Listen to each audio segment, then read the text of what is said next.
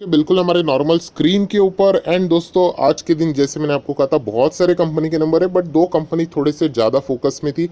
एक कंपनी के number Indian energy exchange already यहाँ पे सामने आ चुके हैं, नंबर्स भी बढ़िया है, बोनस का भी अनाउंसमेंट हो चुका है। एंड सेकेंड वन था ट्राइडेंट। ट्राइडेंट की अगर हम लोग बात करें यहाँ पे तो दो इंपॉर्टेंट चीज़ें थी, एक थी कंपनी के result and second one dividend. So चलिए चेक कर लेते क्या कंपनी ने डिविडेंड दिया है भी या नहीं, एंड उससे भी कीमती चीज़ कंपनी के नंबर्स रिजल्ट कैसे आए। तो चलिए एक एक पॉइंट को कवर यहाँ पे कर लेते हैं। सो दोस्तों जैसे मैंने आप लोगों को कहा था कि बोर्ड ऑफ डायरेक्टर्स की जो मीटिंग थी उसका आउटकम रिजल्ट अभी हम लोग यहाँ पे चेक करेंगे। सेकंड वन कौन सा था, डिविडेंड। तो यस दोस्तों डिविडेंड का भी ऐलान हो चुका है, हालांकि छोटा स्टॉक है, मतलब बात करें तो 30-40 रुपये 35 रुपये का स्टॉक है। सो ऑब्वियसली डिविडेंड भी उसी साइज का रहेगा। तो कितने का डिविडेंड है, 36%। मतलब 36% हमेशा डिविडेंड फेस वैल्यू के ऊपर लिया जाता है। सो यहाँ पे हम लोग कह सकते हैं 0.36 रुपीज़ का डिविडेंड है, मतलब 36 पैसे का डिविडेंड यहाँ पे आप लोगों को मिल चुका है, ऐसा भी आप लोग बोल सकते हो। सो चलिए डिविडेंड से रिलेटेड तो ऐलान तो यहाँ पे हो चुका है। ऑब्वियसली हम लोग यहाँ पे कह सकते हैं कौन सा डिविडेंड है, एक बार मैं चेक कर लेता हूँ। इंटरिम डिविडेंड ही रहना चाहिए शायद से, क्योंकि जनरल मीटिंग तो हो चुकी है। यस इंटरिम डिविडेंड है, तो डायरेक्टली आप लोगों को यहाँ पे मिल जाएगा। सो चलिए डिविडेंड अभी तो हो चुका है, अभी हम लोग आ जाते हैं शेयर होल्डिंग का जो रिजल्ट कैसे रहा वो देख लेते हैं। सो दोस्तों अभी हम लोग आ चुके हैं ट्राइडेंट के यहाँ पे नंबर्स के, और एंड यहाँ पे जो भी फिगर्स है वो रुपीज़ इन मिलियंस है। आप लोग देख सकते हैं थोड़ा सा प्रिंट खराब है, बट कोई बात नहीं, मैं आप लोगों को यहाँ पे लिख कर बता दूंगा। तो आपका कंसंट्रेशन अगर सॉलिड रहेगा तो आपको कोई भी दिक्कतें होने वाली नहीं है। हम लोग यहाँ पे पढ़ेंगे कंपनी के कंसोलिडेटेड नंबर, क्योंकि हम लोग जो निवेश करते हैं वो सारे इनके बिजनेसेस में चला जाता है, ज़्यादा कोई फर्क नहीं रहेगा इनके stand alone and consolidated numbers में। तो सबसे पहले अगर हम लोग यहाँ पे बात करें, देखिए आपको कौन से ये वाला फोकस नहीं रखना है, ये भी नहीं, ये भी नहीं, ये वाले जो फर्स्ट 3 कॉलम आपको, ये 1 2 3, बस इधर ही आपका ध्यान होना चाहिए। इधर क्या चल रहा है आपका, इससे कोई लेना देना नहीं होना चाहिए। तो चलिए आप लोगों को मैंने बता दिया कहाँ पे फोकस होना चाहिए। ये हाफ ईयर एंडेड है, इसलिए इसको कट कर लेता हूँ। आप देख सकते हैं ये सितंबर 30, ये जो है जून 30, मतलब 9 6 एंड 9, ये है सितंबर 30 बट 2020 का। तो चलिए ये डायरेक्टली मैं जो आप लोगों के सामने पढ़ रहा हूँ ये क्या है, कंसोलिडेटेड नंबर से। सो फर्स्ट जो फिगर मैंने आप लोगों को बॉक्स करके बताई, ये क्या है, कंपनी का total income. Yes total income के ऊपर ही जंप मारेंगे, क्योंकि अदर इनकम में भी ज़्यादा कोई बड़ा एडजस्टमेंट नहीं है। So total income, so total income कैसे रहा कंपनी का, तो आप लोग देख सकते हैं 17,000, यह है कंपनी का टोटल इनकम, जो कि पिछले टाइम 14.8 हुआ करता था, एंड एक साल पहले 11.7। सो दोस्तों आप देख सकते हैं इस वक्त का टोटल इनकम 17 है, जो कि एक साल पहले कितना था, 11.7, तो उससे तो ज़्यादा ही है। एंड पिछले क्वार्टर में 14.8 था, जो अभी 17 हो चुका है।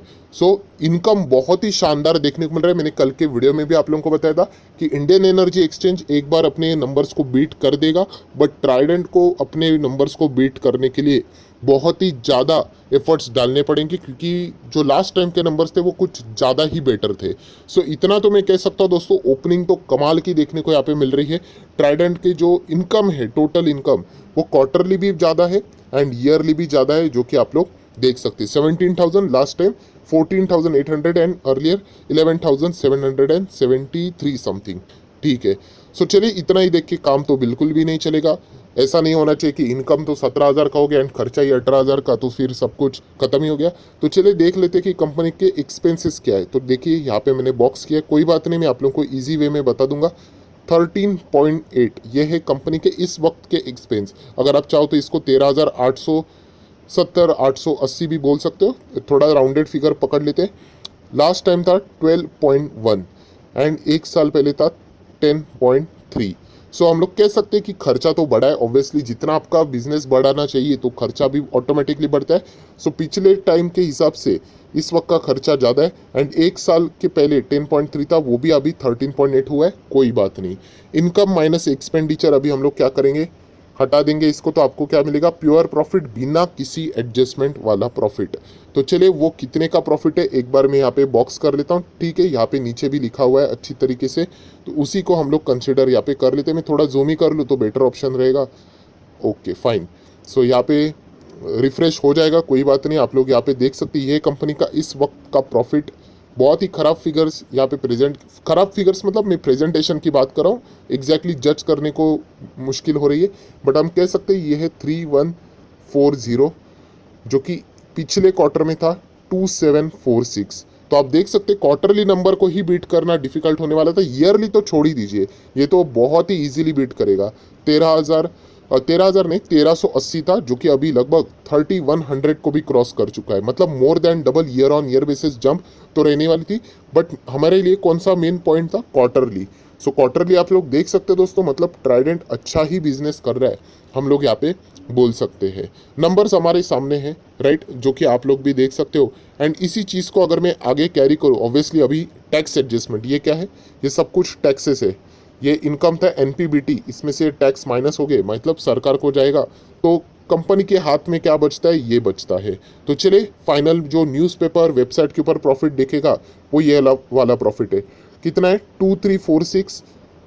पिछले क्वार्टर की बात करें तो वो था 2068 एंड एक साल पहले 1057, चाहे तो राउंडेड बोल सकते हो। सो हम कह सकते हैं दोस्तों यहाँ पे प्रॉफिट साफ साफ जंप करते हुए देखने को मिले, चाहे हम लोग ईयरली बात करें चाहे हम लोग क्वार्टरली भी बात करें। सो डेफिनेटली ट्राइडेंट के नंबर्स भी देखा गया तो एटलीस्ट हम कह सकते हैं बहुत ही अच्छे खासे यहाँ पे आ चुके, ग्रोथ तो हम लोग को देखने को यहाँ पे मिल रहा है। इसी चीज़ को अगर हम लोग अर्निंग पर शेयर्स के हिसाब से भी अगर आगे बढ़ते हैं तो आप लोग देख सकते हैं कितने का ईपीएस है, यहाँ पे थोड़ा सा रिफ्रेश हो जाएगा, 0.47, लास्ट टाइम था 0.41 एंड एक साल पहले 0.21।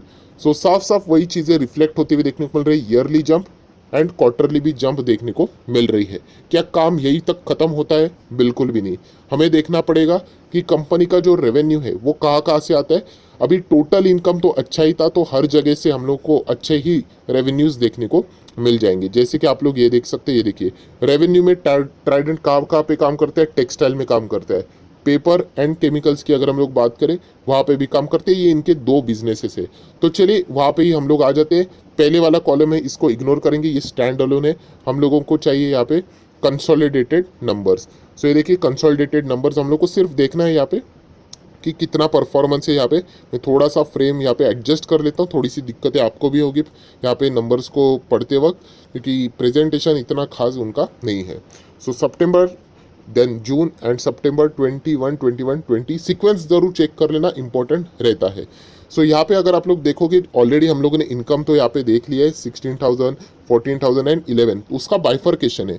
सो टेक्सटाइल से देखिए कितना बिजनेस आ रहा है, 14,357, पिछले क्वार्टर में था 12,800 एंड एक साल पहले था 9,900। सो टेक्सटाइल से बहुत ही अच्छा खासा बिजनेस इनका ग्रो होते हुए देखने को मिल रहा है, क्वार्टरली भी एंड ईयरली भी। अगर हम लोग वही चीज़ पेपर एंड केमिकल्स की बात करें तो वो कितना है 2559, पिछले क्वार्टर में 1950 एंड एक साल पहले 1809। सो अगर हम लोग बात करें दोनों बिजनेसेस इनके अच्छा ही यहाँ पे कर रहे हैं, आप लोग यहाँ पे कह सकते हैं 2 या फिर 3 बिजनेसेस, टेक्सटाइल अच्छा ही कर रहा है एंड पेपर एंड केमिकल्स भी बहुत ही अच्छा ही परफॉर्मेंस यहाँ पे दे रहा है। सो ओवरऑल अगर मैं बात करूँ दोस्तों ट्राइडेंट के नंबर डेफिनेटली अच्छे, इतना तो मैं कह सकता हूँ कि आपको कंटिन्यू करने के लिए दिक्कतें होनी नहीं चाहिए, बट इसका अर्थ ये नहीं कि नंबर्स अच्छे मतलब यहाँ से धमाका ही होगा। बहुत सारे लोगों के कमेंट्स आ रहे सर शेयर्स में तो धमाका ही होगा, अभी और भी तेजी आएगी, तो दोस्तों ऐसा नहीं है। क्या आपने कंपनी के नंबर्स ऑब्जर्व किए हैं, कौन से वाले, पूरे बाजार के एंड मार्केट का रिएक्शन ऑब्जर्व किया है? सो दोस्तों वही चीज़ मैं आप लोगों को यहाँ पे बताना चाहूँगा, इसमें कोई दो राय वाली बात नहीं है। IEX की बात करें, ट्राइडेंट की बात करें, आराम से हम लोग बोल सकते हैं ना, फिगर्स इतने जंप वाले हैं। सो यहाँ पे अगर हम लोग बात करें, ये देखिए 1 महीने की बात करें तो ये हम लोगों को 1 महीने में या फिर 6 महीने की बात करें, ये स्टॉक इतने तेज क्यों देखने को मिले हैं। सो दोस्तों इसके पीछे का ही रीज़न वो है, ये ऑलरेडी बाजार यहाँ पे मान कर चल रहा है कि आपके आने वाले Q2 के नंबर अच्छे रहेंगे, इसलिए ये तेज़ी देखने को यहाँ पे मिली है। सो फर्दर तेज़ी होगी या नहीं वो तो डिपेंड करता है, बट ये बाजार ऑलरेडी 1 महीने की बात करें, अभी देखिए 1 महीने में 62% की तेज़ी। अब ये 62% इतना क्या है कि स्टॉक यहाँ पे इतना भागा है।